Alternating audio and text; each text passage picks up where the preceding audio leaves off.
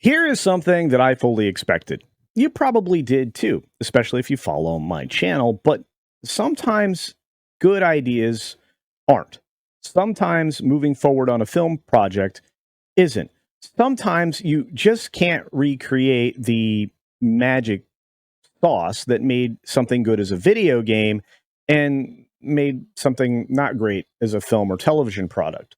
Not everything's going to be Fallout, and I have a feeling Fallout will fall off a cliff in the second season, but we'll set that aside until then and just focus a little bit in on what was happening with Borderlands. Because as you can see here, nothing good.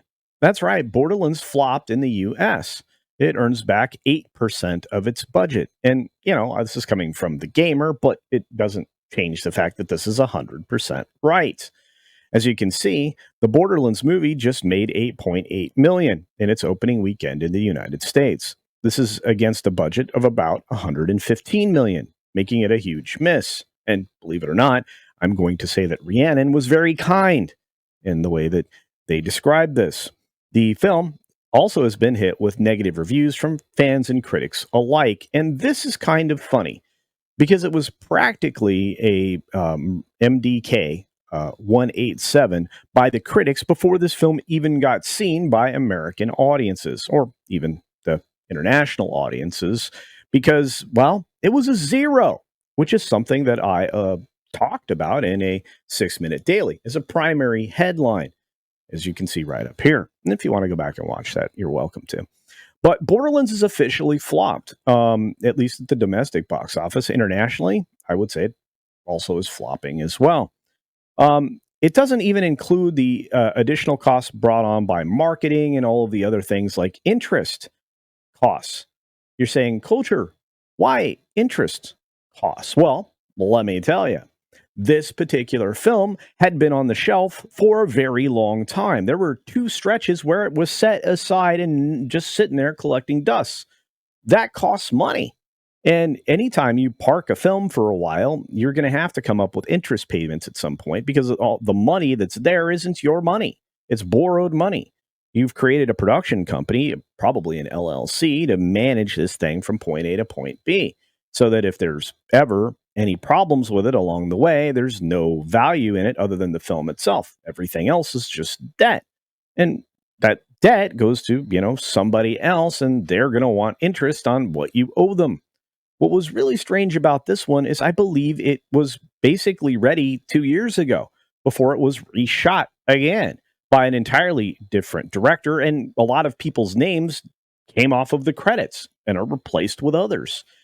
It's bizarre, to say the least, but it was also a good idea that was never going to be made well. And this continues to happen. You can look at Uncharted and many other things. But one of the critics that, well, basically broke it out of the 0% number, of course, was Grace Randolph. And you should go and watch her review, her spoiler-free review, and her thoughts behind this, which was all about rah-rah Kate Blanchett and very little about the film itself.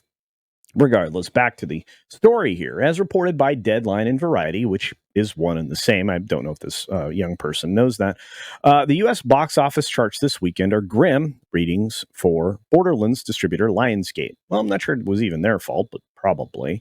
They used to be called Bombsgate, by the way. At least by Andre over at Midnight's Edge. The figure falls below the already low expectations for the film, as it had previously been projected to bring in around $10 million, which I still think was incredibly low, nor was it going to get to that number either. Even without including marketing and distribution costs, which aren't publicly known but can be easily estimated if you know what you're doing, Variety reports that number to be around $30 million.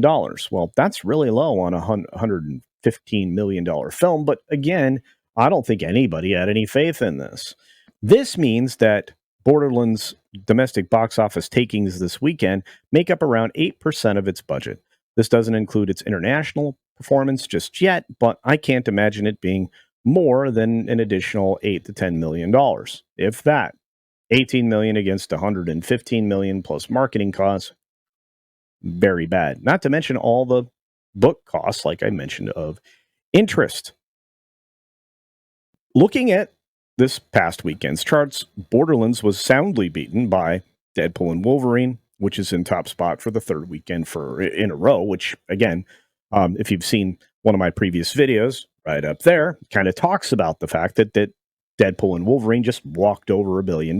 So well done.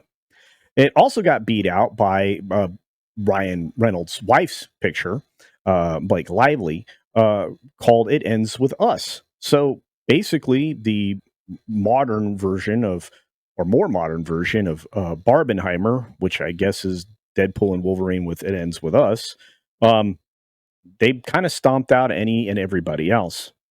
So this is a far cry from the success of the other game adaptations that we've enjoyed in recent years, highlighted by, of course, the Mario movie. That was the most successful of them all, making more than $1 billion at the international box office and very quickly becoming the highest grossing video game adaptation of all time. The Sonic series has been going great guns as well, and I can't wait to see the third film. But setting that aside, that has seen quite a bit of success in theaters, with the third film actually premiering in December. So I don't have long to wait, and neither do you, because I have a feeling a large number of you are going to go see that. So it remains to be seen what this performance at the box office means for Borderlands and the future films that they actually had planned, which still surprises me. However, coupling this with the negative reviews, it's a poor start for this series. I want to point something out, and this is that I have another channel. It's called That Game Place, and it's right up there. And Jonas and I frequently talk about the business side of video games and what's coming and what's going, and we have a great team at review games, and we review games. And we need to note that Borderlands Gearbox software was acquired by Take-Two Interactive. And this is a great time for me to point out that I have another channel. It's right up there. It's called That Game Place. And this is a channel where myself and my team, and of course, Jonas J. Campbell, talk about video games, news, reviews, views. We actually do all kinds of things over there. And one of the things that we look at is the business behind video games. And Borderlands and Gearbox Software recently changed hands. And you're seeing a lot of issues that come along with that.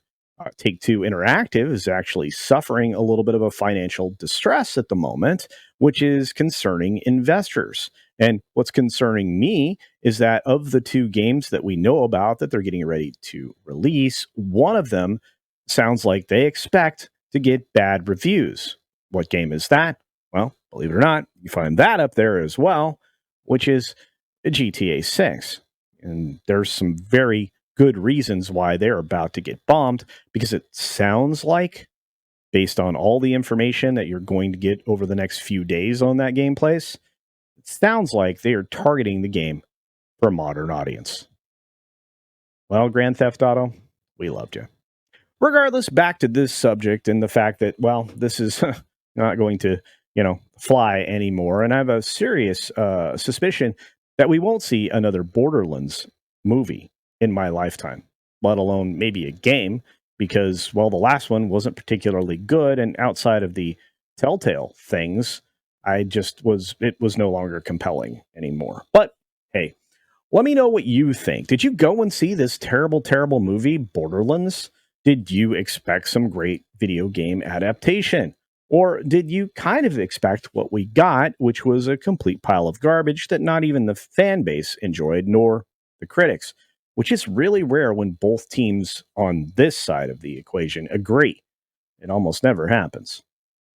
Let me know your thoughts down in the comments section below, and double check that you're still subscribed to the channel. I know I've been saying that a lot lately, but it's a reality that I'm seeing a significant number of people leave even as I'm adding more subscribers, which is insane.